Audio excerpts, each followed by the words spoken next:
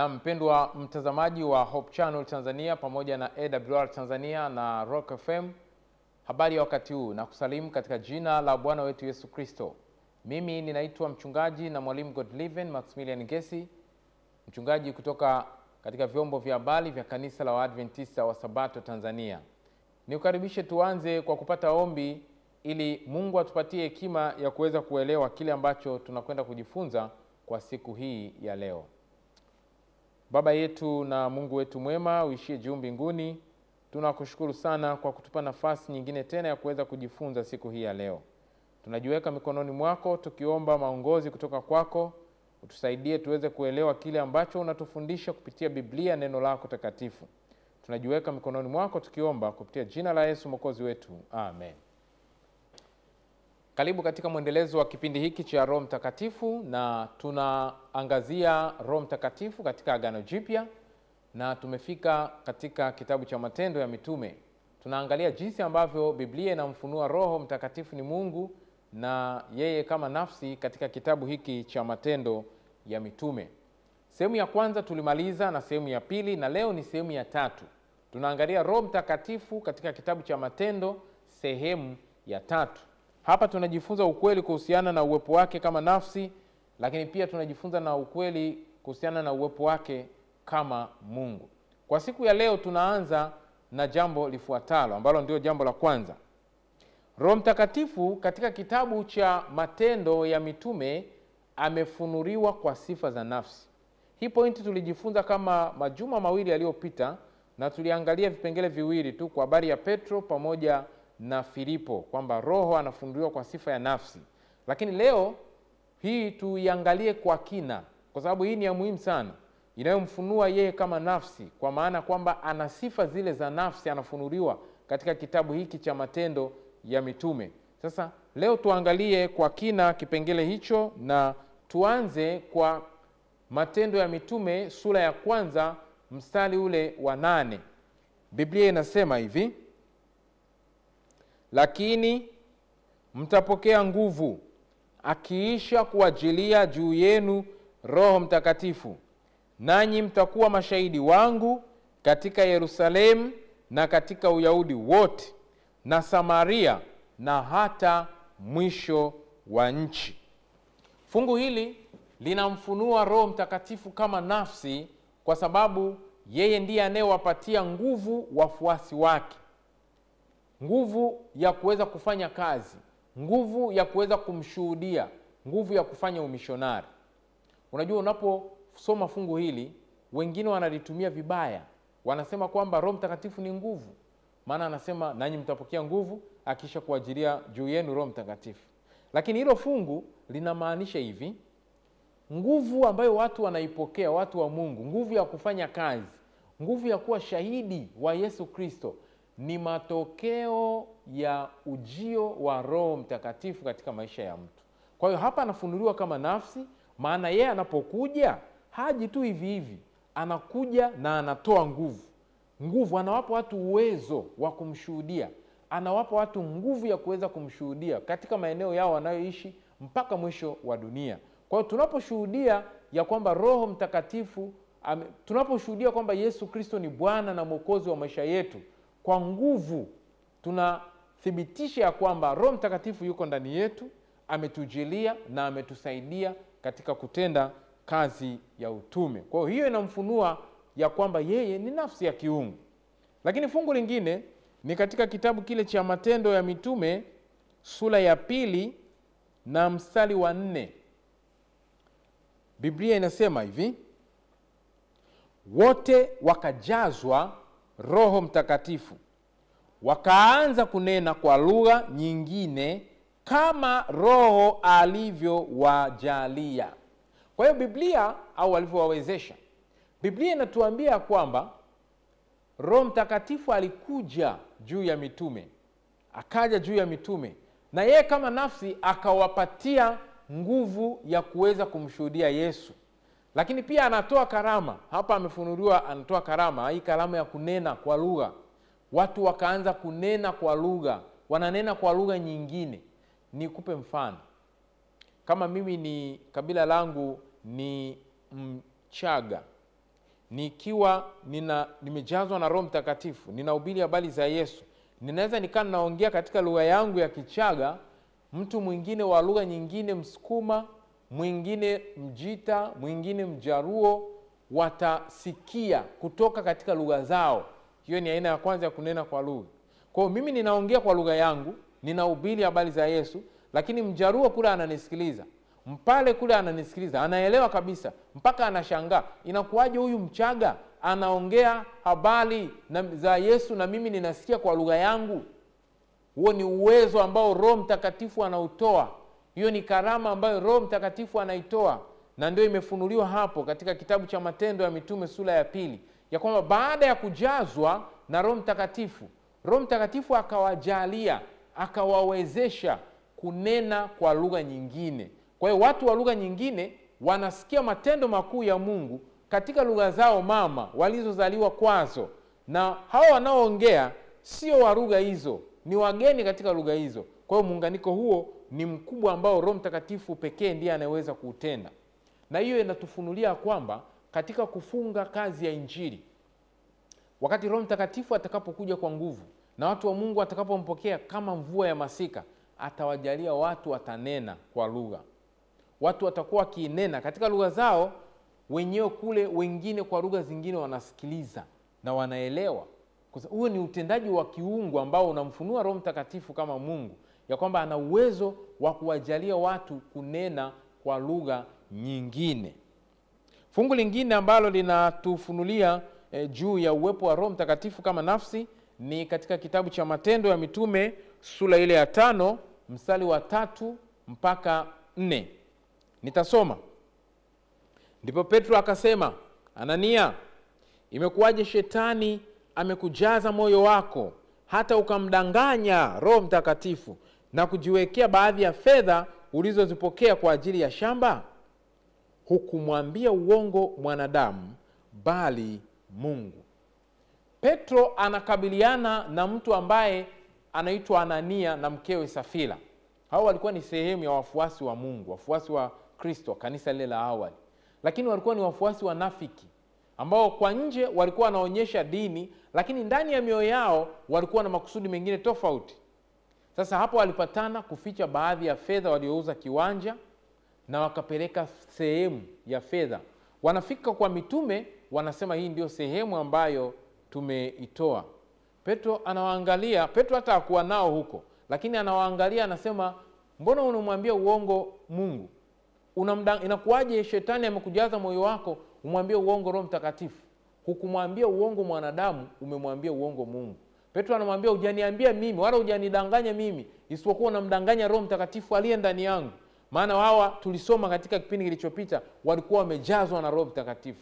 Kwa hiyo kwa kumdanganya Roho Mtakatifu, Petro anafunua ya kwamba Roho Mtakatifu ni Mungu, lakini pia anafunua ya kwamba Roho Mtakatifu ni nafsi. Maana yeye hawezi kudanganywa, maana anajua yote.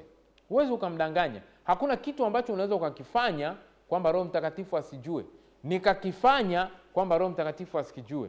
Mambo yote Roho Mtakatifu anayajua, na hivyo inatufunulia kwamba hawezi kudanganyika. Huwezi ukamdanganya, na huwezi kufanya jambo la kificho vipi yeye asilijue. Mambo yote anayajua, yanafunuliwa kwa wazi ya kwamba mambo yetu yako wazi mbele zake. Kwa hiyo kwa sifa hiyo tu inatufanya tufahamu ya kwamba yeye ni nafsi, amefunuliwa kwa sifa ya nafsi katika kitabu hiki cha Matendo ya Mitume. Leo tunaangalia mafungu tu ambayo yanamfunua Roho Mtakatifu kama nafsi ya kiungu. Fungu lingine ni Matendo ya Mitume sura ile ya 7 mstari ule wa 51. Angalia jinsi hapa alivyofunuliwa kama nafsi. Biblia inasema hivi: enyi wenye shingo gumu, msiotailiwa mioyo wala masikio, siku zote mnampinga Roho Mtakatifu. Hii ilikuwa ni hotuba ya mtu anaitwa Stefano, na anawaambia kabisa kwa ujasiri wote, maana alikuwa amejazwa na Roho Mtakatifu. Anawaambia hivi: ninyi mna shingo gumu, hamjatailiwa masikio yenu wala mioyo yenu, ndio maana mnampinga Roho Mtakatifu.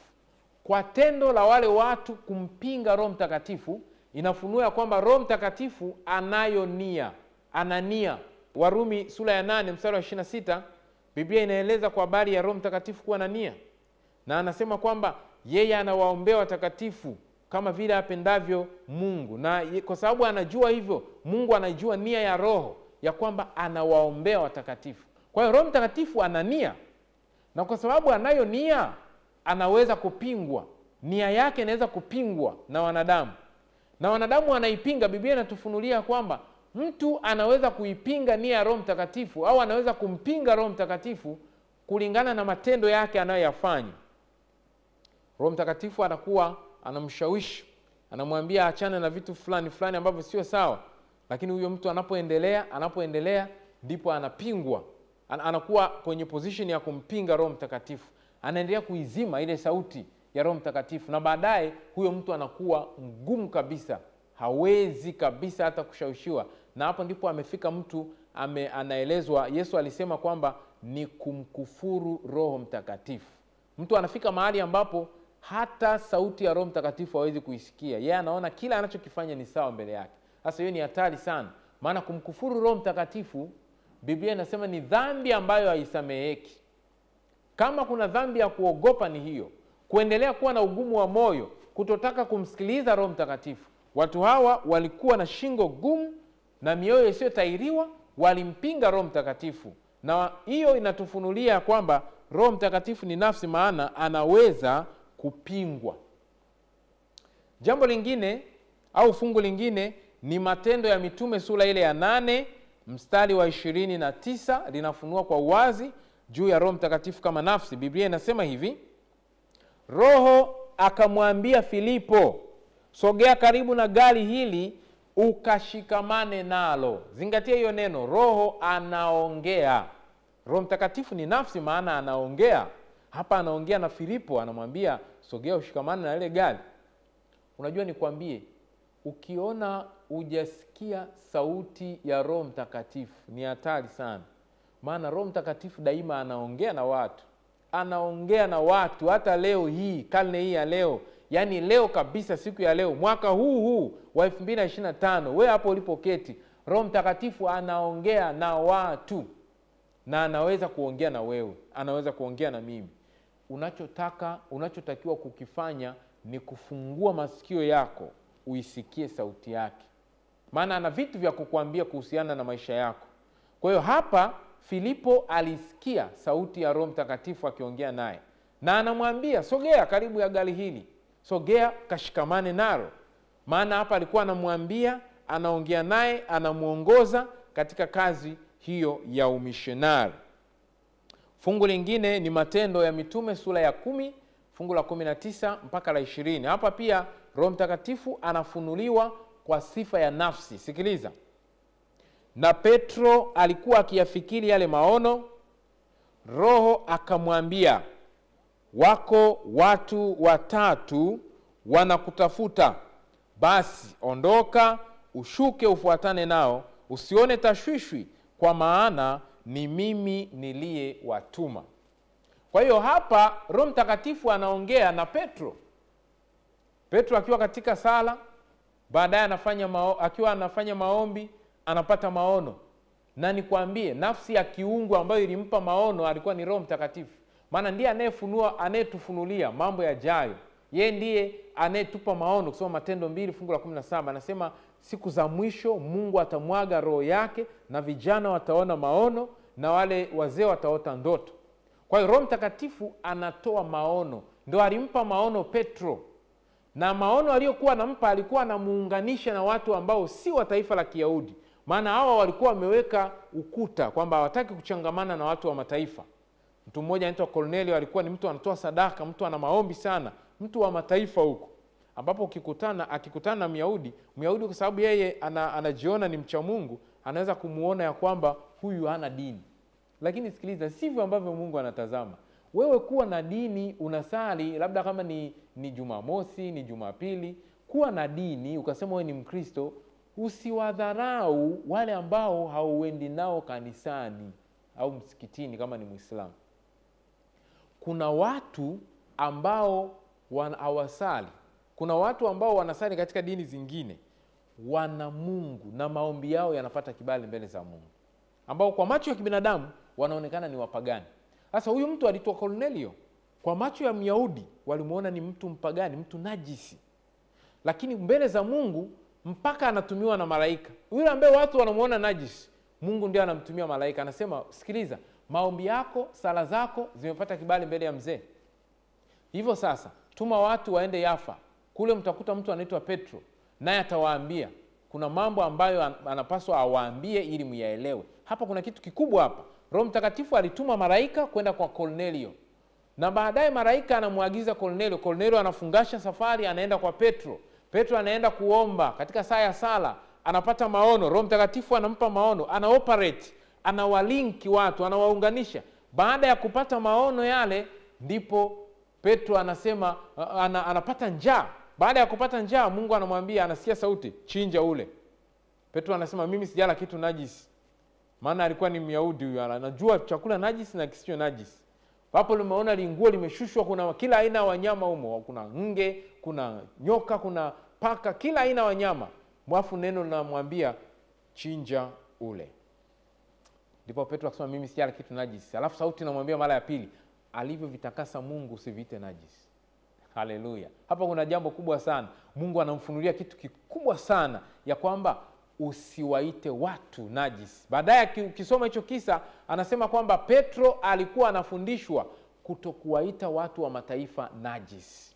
Baadaye sasa anashtuka katika maono hayo, ndipo sauti anasikia ya Roho Mtakatifu aliyempa maono, anamwambia hivi, Petro, kuna watu wanakutafuta, ondoka, nenda kafuatane nao, maana ni mimi niliyewatuma. Zingatia hiyo neno. Roho Mtakatifu anayemwambia anasema ni mimi niliyewatuma. Aliwatuma vipi? Alimtuma malaika. Malaika naye anawaagiza hao. Unajua Mungu anaoperate kwa utaratibu, ana malaika. Kumbe hata Roho Mtakatifu anao malaika ambao anawatuma, kama ambavyo Yesu anao malaika na Baba anao malaika. Kwa baada ya tukio hilo, Petro anashuka, ndipo baadaye anatamka. Ukisoma Matendo 10 fungu la 38, Petro anasema hivi, nimetambua ya kwamba Mungu hana upendeleo, bali kila mtu amchaye kutoka kila taifa akitenda yale yanayompendeza anakubaliwa na yeye. Kwa hiyo Biblia inatufunulia hapa ya kwamba Roho Mtakatifu ni nafsi, maana kwanza anaongoza mambo ya umishonari, lakini pili anazungumza, anaongea. Hapa aliongea na Petro kama vile alivyoongea na Filipo. Fungu lingine ni Matendo ya Mitume sura ya 13 mstari wa 2. Basi hawa walipokuwa wakimfanyia Bwana ibada na kufunga, Roho Mtakatifu akasema, nitengeeni Barnaba na Sauli kwa kazi ile niliyowaitia. Zingatia sana hapa. Anasema walikuwa wakimfanyia Bwana ibada. Katika masomo ya huko mbele tutajifunza hii jina Bwana au title Bwana. Katika utatu wote wanashare jina Bwana. Baba anaitwa Bwana. Hata Yesu alisema nakushukuru Bwana Baba, Bwana wa mbingu na nchi. Tena baadaye alisema mnapoomba kwa ajili ya watendakazi, anasema muombe, tunakuomba muombeni Bwana wa mavuno. Kwa hiyo Baba anaitwa Bwana. Lakini hata Yesu naye anaitwa Bwana. Yeye ndiye Bwana wa Sabato, mwana wa Adamu ndiye Bwana wa Sabato. Na baadaye anasema si kila mtu aniambiaye Bwana Bwana atakaye urithi uzima wa milele. Kwa hiyo Yesu naye ni Bwana, hata Roho Mtakatifu ni Bwana. Wakorintho wa pili sura ile ya 3 fungu la 17 anasema kwa maana Roho ndiye Bwana. Kwa hiyo Roho Mtakatifu na yeye anaitwa Bwana. Na hapa anatajwa kwa title ya Bwana. Ndio maana anasema wakamfanyia Bwana ibada. Sasa ibada ni two way traffic. Ibada ni ya mawasiliano. Watu wanamuomba Mungu, wakimuomba Mungu wanaimba nyimbo za sifa, wanatoa sadaka, lakini Mungu pia ana cha kuwaambia. Sasa hapa baada ya kumfanyia Bwana ibada, baada ya kumfanyia Roho Mtakatifu ibada, Roho Mtakatifu sasa anawaambia. Anawaambiaje? Anasema hivi, nitengeeni Barnaba na Sauli kwa kazi ile niliyowaitia. Hajasema mtengeeni Baba au mtengeeni Mwana kwa kazi ile aliyowaitia, anasema nitengeeni. Kwa hiyo Roho Mtakatifu hapa anafunuliwa kwanza ni Mungu, maana anafanyiwa ibada. Lakini pili anafunuliwa ni nafsi, maana anazungumza, ananena, anaweza kuwasiliana. Hapa anazungumza na watu hawa. Hapo ukisoma katika fungu la kwanza wanatajwa, anasema katika kanisa kulikuwako waalimu, kulikuwako manabii. Ukiona walimu, manabii, hizi ni kalama ambazo Roho Mtakatifu anazitoa. Kwa hiyo hapa anayezungumziwa hapa kwa ukaribu kabisa ukichunguza ni Roho Mtakatifu. Ndio maana anafunuliwa kwa sifa hiyo ya nafsi, maana anazungumza. Fungu lingine ni katika kitabu cha Matendo ya Mitume sura ya 15 mstari ule wa 28. Biblia inasema, kwa maana ilimpendeza Roho Mtakatifu na sisi tusiwatwike mzigo ila hayo yaliyo ya lazima. Ilimpendeza. Kwa hiyo Roho Mtakatifu ana shauku, ana desire. Ndio maana anaweza kupendezwa, lakini pia anaweza kuchukizwa, kama vile wewe ambavyo ni nafsi unaweza kupendezwa. Hapa anasema ilimpendeza Roho Mtakatifu pamoja na sisi. Na fungu lingine ni Matendo 16 mstari wa 6 na wa 7. Biblia inasema, wakapita katika nchi ya Frigia na Galatia wakikatazwa, zingatia, na Roho Mtakatifu. Wakikatazwa na Roho Mtakatifu wasilihubiri lile neno katika Asia. Walipofika kukabili Misia, wakajaribu kwenda Bithinia, lakini Roho wa Yesu hakuwapa ruhusa. Kwa hiyo hapa unaona Roho Mtakatifu pia anafunuliwa kama nafsi, maana anaongoza shughuli za kimishonari. Anawaambia sasa ni wakati wa kuhubiri mahali hapa. Sasa uelekeo ni huu. Wakafika mahali fulani wanadhani wahubiri pale, anawaambia hapana, hapa sio pa kuhubiri kwanza kwa sasa. Nendeni uelekeo huu, fanyeni hiki. Kwa hiyo unaona hapa Roho Mtakatifu aliwakataza, anasema walikatazwa. Lakini pia baadaye kuna kipengele hapa anasema ya kwamba Roho hakuwapa ruhusa. Kumbe kuna mahali anatoa ruhusa na kuna mahali anakataza. Kama ambavyo Baba na Mwana pia wana uwezo wa kutoa ruhusa katika mambo mbalimbali katika maisha yetu. Kwa hiyo Roho Mtakatifu hapa anafunuliwa ni nafsi hai ya kiungu. Mafungu mawili ya mwisho, Matendo ya Mitume sura 20 mstari wa 23. Biblia inasema, basi sasa angalieni, nashika njia kwenda Yerusalemu, hali nimefungwa rohoni, nisiyajue mambo yatakayonikuta huko, isipokuwa Roho Mtakatifu mji kwa mji hunishuhudia akisema ya kwamba vifungo vya dhiki vyaningoja. Kwa hiyo Mtume Paulo anaeleza ya kwamba hakuna mtu aliyejua yaliyokuwa yanampata moyoni. Anaumia, anapata maumivu, ila katika moyo wake, ndani ya nafsi yake, anasema Roho Mtakatifu alikuwa anaongea naye, anamshuhudia kabisa, anamwambia kwamba kuna vifungo vinakusubiria huko mbele. Na alimwambia Mtume Paulo hata hakuogopa wala hakuwa na wasiwasi, maana ameshajitoa maisha yake yote katika Injili. Ametoa maisha yake kwa Bwana, maisha yake yote ametoa kwa Mungu ili aweze kumtumikia. Ndio maana hakuna ambacho kinaweza kumtetemesha, kinaweza kumpatia hofu au fadhaa. Paulo anasema Roho alinishuhudia mji kwa mji ya kwamba kuna vifungo ambavyo vinaningoja. Kwa hiyo hilo fungu linatufunulia kabisa ya kwamba Roho Mtakatifu ni nafsi. Fungu la mwisho kwa siku ya leo, Matendo ya Mitume 28 mstari wa 25. Biblia inasema, na walipokuwa hawapatani wao kwa wao wakaenda zao. Paulo alipokwisha kusema neno hili moja, ya kwamba Roho Mtakatifu alinena vyema na baba zenu kwa kinywa cha nabii Isaya. Roho Mtakatifu alinena vyema na baba zenu kwa kinywa cha nabii Isaya. Kwa hiyo Roho Mtakatifu ananena. Nini tunachojifunza kuhusu uwepo wake kama nafsi? Jambo la kwanza, Roho Mtakatifu ananena kama nafsi, na hiyo imefunuliwa katika Biblia nzima. Rejea hii tu tuliyoisoma, Paulo anawaambia alinena, sio hapa katika kipindi hiki cha Agano Jipya. Alinena na baba zenu huko nabii Isaya. Nabii Isaya yuko katika Agano la Kale. Kwa hiyo ili tuweze kufahamu ya kwamba Roho Mtakatifu uwepo wake hauko tu Agano Jipya, hata Agano la Kale. Na ukisoma katika Isaya 6 fungu la 8 ndio utaona hapo kauli ya Roho Mtakatifu ananena. Anamwambia ni mtume nani, naye ni nani atakayeenda kwa ajili yetu. Ile kauli ya kiungu, kwa mfano wetu, kwa sura yetu. Mtu amekuwa kama mmoja wetu, tushuke tuachafurie. Sasa yeye ananena hapa katika Isaya 6 fungu la 8, anasema nani atakaye kwenda kwa ajili yetu. Ndipo Isaya akasema mimi hapa Bwana nitume. Kwa hiyo Biblia hasa katika kitabu hiki cha Matendo ya Mitume kinamfunua Roho Mtakatifu ni nafsi, maana amefunuliwa kwa sifa ya nafsi. Moja, anazungumza, ananena. 2, anaongoza shughuli za kanisa, shughuli za kiumissionari, za kiutume. 3, ana mahusiano na watu. 4, anaabudiwa, watu walimfanyia ibada na akazungumza nao, anaambia nitengeeni Barnaba na Sauli kwa kazi niliyowaitia. Lakini 5, Roho Mtakatifu ana uwezo wa kuwashuhudia watu ndani ya nafsi zao na ndani ya mioyo yao habari za Yesu Kristo, Mwokozi wa wanadamu. Siku ya leo tumejifunza mafungu tu ambayo yanamfunua Roho Mtakatifu ni nafsi. Tumeangalia katika kitabu cha Matendo ya Mitume, na hatujachukua mafungu yote, tumechukua mafungu baadhi kabisa. Tumeanzia fungu lile la kwanza, Matendo 1 mstari wa 8 mpaka Matendo 28 mstari ule wa 25. Mungu akubariki sana. Nikukaribisha katika kipindi kijacho tutakapoendelea na mada hizi na semina hizi nzuri za kuhusu Roho Mtakatifu. Mimi naitwa Mchungaji Godliven Maximilian Ngesi. Nikukaribishe sasa tuweze kumwomba Mungu kabla ya tunapokuwa tukimaliza kipindi chetu hiki. Baba yetu na Mungu mtakatifu uishie juu mbinguni, tunasema asante kwa ajili ya siku hii ya leo. Asante kwa kipindi kizuri ambacho leo tumeangalia mafungu yanayomfunua Roho Mtakatifu kama nafsi katika kitabu cha Matendo ya Mitume. Neema yako ikazidi kuwa pamoja nasi, ukitubariki na kutuongoza, kwa kuwa tunaomba kupitia jina la Yesu Mwokozi wetu. Amen.